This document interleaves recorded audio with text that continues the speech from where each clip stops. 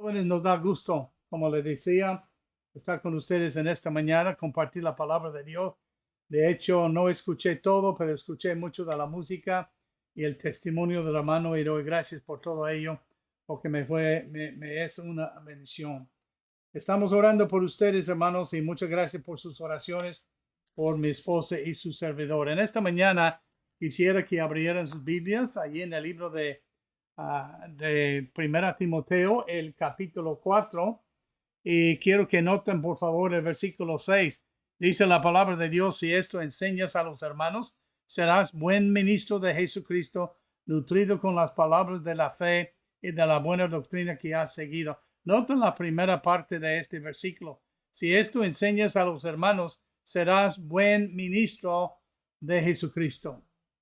Ya eres un ministro de Jesucristo, pero eres un ministro bueno, eres un buen ministro. Dios se agrada de tu ministerio como lo estás ejercitando ahora. Entonces aquí nos da algunas sugerencias cómo podemos ser buenos ministros en la palabra de Dios. Una de las maneras que podemos ser un buen ministro, según la palabra de Dios, es estar consciente de lo que está sucediendo en nuestro mundo hoy día. La apostasía estaba presente en los días de Pablo. Y claro, nosotros debemos estar conscientes de lo que se opone a la verdad, lo que opone a la palabra de Dios. Cuando él habló a Timoteo acerca de ser un buen ministro, él comenzó con avisarle contra la apostasía. En el versículo 1 él dice: pero el Espíritu dice claramente que en los postreros tiempos algunos apostatarán de la fe. Y cuando hablamos de la apostasía, estamos hablando de algo que es muy predominante en los últimos días, como dice en el versículo 1. Algunos definen la apostasía como cualquier error en contra de la palabra de Dios, pero no es esto. La palabra de Dios nos define qué es la apostasía en este versículo 1 y 2, pero el Espíritu dice claramente que en los postreros tiempos algunos apostatarán de la fe, es decir, dejarán la fe que les fue inculcado. Y entonces, cuando hacen esto, la Biblia dice que pues el efecto de esto es su palabra carcoma, echa a perder la palabra de Dios, tuerce la palabra de Dios, y que ellos han desviado de la verdad, como dice en 2 Timoteo capítulo 2, 18, donde la Biblia dice que Himeneo y Fileto se habían apartado de la fe. Dice la palabra de Dios que se desviaron de la verdad. Entonces, cuando uno apostata en cuanto a la fe, es que deja la fe. La fe de la palabra de Dios ya no es el principal asunto para él. Y esa es una blasfemia contra la verdad, según 1 Timoteo capítulo 1, versículo 20, donde la Biblia dice: de los cuales son Himeneo y Alejandro, a quienes entregué a Satanás para que aprendan a no blasfemar. Entonces, este es un mal que se opone a la verdad, según Timoteo capítulo 4, versículos 14 y 15, donde la palabra de Dios dice estas palabras: Alejandro el calderero me ha causado muchos males, el Señor le pague conforme a sus hechos y guárdate tú también de él. Entonces los apóstatas hacen mal a la fe, y Pablo quiere que estemos conscientes de esto para que seamos buenos ministros. Uno se pregunta por qué se apostatan. Pues la Biblia dice en el versículo 1 y 2: porque escuchaban a espíritus engañadores. La Biblia dice en Primera de Juan, creo capítulo 4 o 3, en el primer versículo: no creáis a todo espíritu, porque algunos espíritus no son de Dios. Entonces él dice: no creáis a todos, debemos probarles con la palabra de Dios.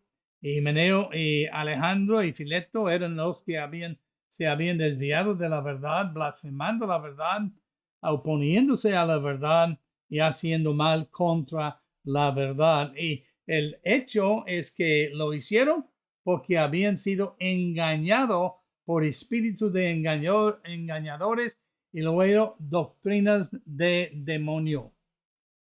Doctrinas de demonio, dice la palabra de Dios, y la hipocresía de mentirosos que tienen la conciencia cauterizada. Entonces, hay diferentes cosas que entran en esto, la causa, escuchando las excusas. Muchos dicen que la palabra de Dios es muy anticuada y debemos entender que la palabra de Dios no es anticuada, a pesar del hecho que los tiempos son diferentes. Entonces, la palabra de Dios no es anticuada, es tan válida hoy como era en el día cuando fue escrita y no se cambia. Entonces, ¿para qué vamos a cambiar nuestro ministerio o vamos a cambiar nuestras enseñanzas o vamos a cambiar el culto que tenemos en cuanto a la palabra de Dios? Todo sigue igual. Dice aquí, prohibirán casarse, mandarán abstenerse de alimentos que Dios creó para que con acción de gracias participasen de ellos los creyentes de los que han conocido la verdad. Porque todo lo que Dios creó es bueno y nada es desecharse si se toma con acción de gracias. Entonces, vemos aquí que Él avisa en contra de la apostasía para que esté consciente que existe y protege y defienda la verdad que es, y esto es predominante en nuestros últimos días. Ahora, ¿cómo podemos ser un buen ministro de Jesús? No es suficiente que reconozcamos los errores y las cosas que no están de acuerdo con la palabra de Dios. Lo que podemos hacer es estar bien fundados en la verdad. La manera para conocer el error no es estudiar el error, es estudiar y conocer la verdad según la palabra de Dios. En 2 Timoteo capítulo 3, versículo 2 Timoteo capítulo 3, versículo 14 en adelante, dice acerca de la palabra de Dios: pero persiste tú en lo que has aprendido y persuadiste sabiendo de quién has aprendido y que desde la niñez has sabido las escrituras, las cuales te pueden hacer sabio para la salvación por la fe que es en Cristo Jesús. Toda la escritura es inspirada por Dios y útil para enseñar, para redarguir, para corregir, para instruir en justicia, a fin de que el hombre de Dios sea enteramente preparado para toda buena obra. Entonces, la mejor manera para reconocer la verdad no es tanto estudiar las sectas falsas. En el instituto, el seminario, estudiamos las sectas falsas, pero estudiamos a ellos para saber sus artimañas, para saber cómo ellos nos engañan y poder para reconocerles. Reconocemos que ellos son falsos porque conocemos la verdad y ellos contradicen la palabra de Dios. Entonces, si estás fundado en la verdad, y la Biblia dice, no hay otro fundamento que puede ser puesto, el cual que está puesto, que es Cristo Jesús. Si estás en la verdad, entonces cuando estás leyendo o estás preparando un mensaje, comienza con la escritura. No comienza con las enseñanzas o lo que dice tal predicador o tal otro. ¿Qué dice las escrituras?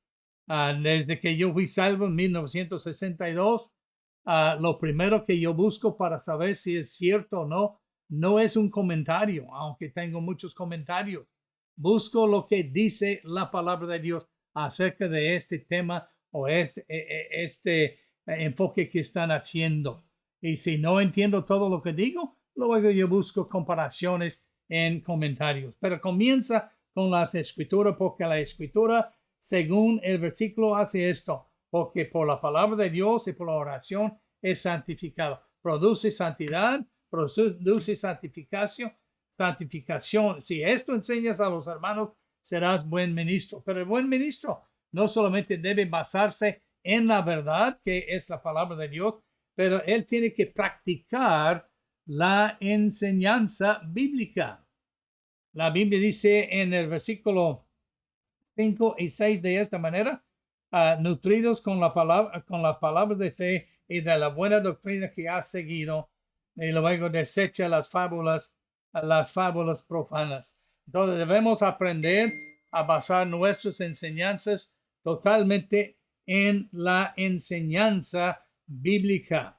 La enseñanza bíblica no es agarrar un pasaje y luego explicar algunas cosas y no referirse otra vez a la palabra de Dios. Tiene que sacar todo de la escritura. Entonces comienza con la escritura porque produce santificación. Entonces practica la enseñanza bíblica. Les va a nutrir con las palabras de la fe y basa todo en la buena doctrina. La buena doctrina es la palabra de Dios y evita las filosofías tradicionales. Él dice en el versículo 7, desecha las fábulas profanas y de viejas. ¿Qué significa fábulas profanas? No está hablando de los cuentos que hacen algunos de antigüedad. Fábulas profanas es lo que no sirve a usos sagrados, sino puramente es secular. Es contrario a la reverencia debida a las cosas sagradas. Ignorante, no entendido, en cierta manera, libertino, muy dado a las cosas del mundo. Es decir, evita, desecha las cosas profanas. No base tu ministerio en prácticas del mundo. Saca todo lo que haces de la escritura primero. Pero luego tienes que también ordenar tus prioridades. Las prioridades de un buen ministro no solamente es basarse en la verdad, en la palabra de Dios, su ministerio y su vida, no es practicar la enseñanza cuando compartes la palabra de Dios con los demás, pero hay que ordenar y poner en orden las prioridades. Él dice aquí, ejercítate para la piedad. La piedad habla de devoción a las cosas santas. No habla de una emoción que tú puedes tener. Habla de lo que Pablo se refiere en Colosenses capítulo 3, versículo 1. Si pues habéis resucitado con Cristo, buscad las cosas de arriba. Entonces hay que buscar las cosas de arriba si vas a ordenar y ejercitarte para la piedad. Y luego, donde está Cristo sentado a la diestra. Luego poner la mira en las cosas de arriba. Y esto habla de fijar el enfoque de tus ojos espirituales en las cosas de Dios. Y luego dice en el versículo 3, porque habéis muerto, vuestra vida está escondida con Cristo en Dios. Date cuenta que tu vida está en Cristo y tus propósitos están en Cristo. Luego dice en el versículo 5, haced morir pues lo terrenal en vosotros, hablando de fornicación, impureza, pasiones desordenadas, etc. Hazlos a un solo lado. Tú tienes ese poder para hacerlo y fíjate en la prioridad, poniendo a Cristo primero en tu vida y enfocándote en Él. La piedad, enfocándote en Él primero, tiene provecho. Dice en el versículo 8-9, la piedad para todo aproveche. Te va a beneficiar en tu matrimonio, te va a beneficiar en disciplinar a sus hijos, te va a beneficiar en tu ministerio, te va a beneficiar en hablar con los demás de Cristo Jesús. Y la piedad tiene promesa de esta vida presente. Es decir, no tenemos que esperar hasta el cielo para gozarnos de sus beneficios. Nos da promesas y nos beneficia ahora y también tiene en la venidera. Es una palabra fiel y digna de ser recibida por todos. Pero luego, número 4, su mensaje es cristocéntrico. Si vas a ser un buen ministro de Dios, Debes aprender a predicar a Cristo. Él dice en la gran comisión, en Efesios 1, en en Hechos 1, versículo 8, más recibiréis poder cuando haya venido sobre vosotros el Espíritu Santo. Y luego dice, me seréis testigos en todo el mundo, desde Jerusalén hasta el resto del mundo, dice la palabra de Dios. Y que predicamos, el mensaje es Cristo Jesús. No pase tu tiempo predicando sobre problemas, etc.